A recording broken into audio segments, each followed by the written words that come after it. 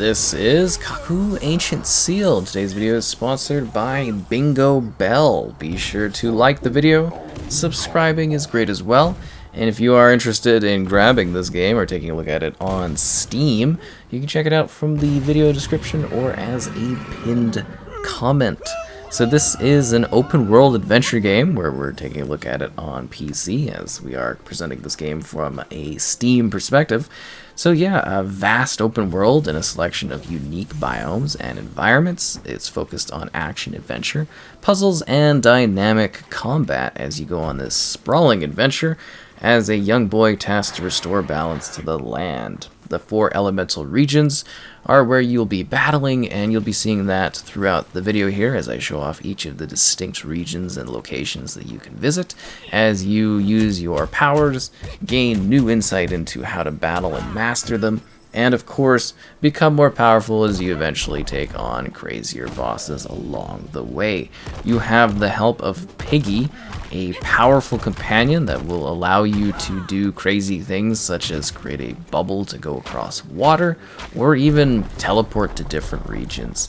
The game is filled with content to do across each of the different areas, whether you are progressing the main focus of the story, or if you're actually going and gathering these special items that will allow you to go to this ethereal plane, where you can go and do challenges. So you place these block items into these doors, and then you can do challenges, and these challenges will then buff your character. There's skill trees to work through, and various challenges to find across your adventure. It's actually pretty interesting looking in terms of visuals. Like, I was actually quite blown away by the aesthetics of the different environments. We've got like this really arid kind of desert, these snowy peaks. We've got an area that is more luscious and full of life and beaches, and there's quite a variety of places that you go, and then of course these other ethereal spaces that you can end up in, and it's just got some beautiful, gorgeous visual like style to it in terms of like how the enemies look in that world, the sense of scale of the world.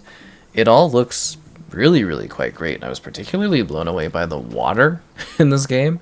Like, it is quite amazing looking.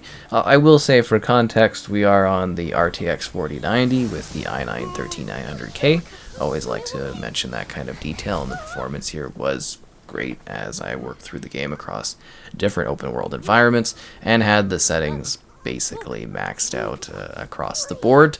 And there are different frame rate options that you can do, including uncapped, if that is something that matters to you.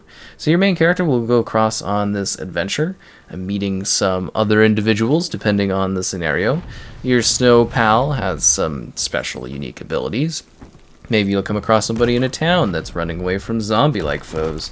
You never know what you're going to come across, and it's just really quite expansive, offers a large selection of different activities for you to dive into, and you'll constantly be unlocking new gear and items and tools to enjoy across your experience. So you'll basically be doing some sort of task, and then you can go in and open a treasure chest, and you may get like a new piece of armor, you may get a new weapon, something along those lines. The game also has elements of crafting involved too, and not to the degree you might think. It's actually rather interesting. So you're gathering materials in the world.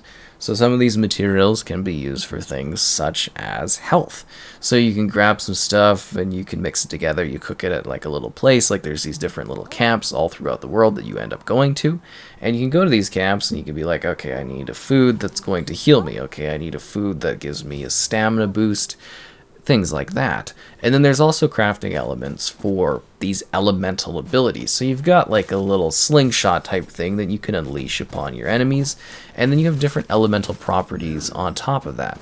So if I collect these fiery type rocks, the rock I slingshot will have a bit of a fire type property to it, and that in itself allows you to do different types of elemental damage to different enemies, and well, basically to complete some puzzles in some areas as needed. You also have some dynamics to the combat. It may look like, hey, you're coming in, you're hacking, you're smacking, you're hitting things, but there's actually elements of like doing stun attacks to your foes. There's using the environment to take advantage of that. It's got a quirky, pretty easy to understand narrative as well in terms of how the character is handled and the way the story progresses. You've definitely got some interesting individuals that you come across that will kind of help you, but also it's sort of really like lighthearted, it's easygoing, it's got like a silly kind of vibe in terms of how it like presents its narrative type characters.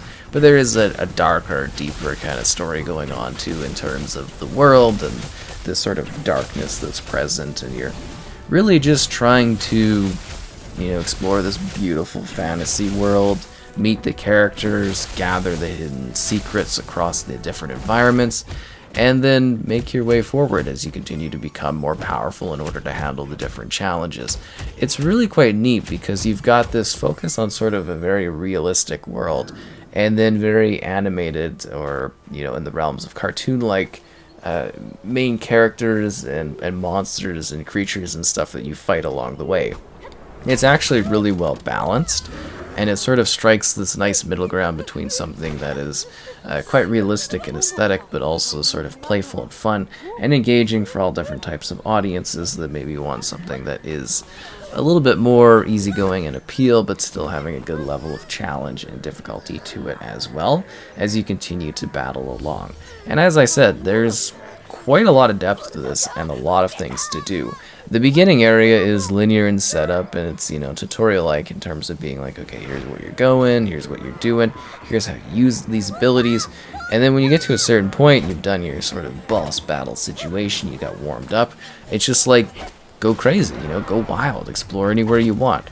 Any of the biomes, you don't want to go to the ice place, go there. You want to go to the, I guess you would say, open, beautiful kind of place of lakes and, you know, forest-like spot, you can do that. You get to choose.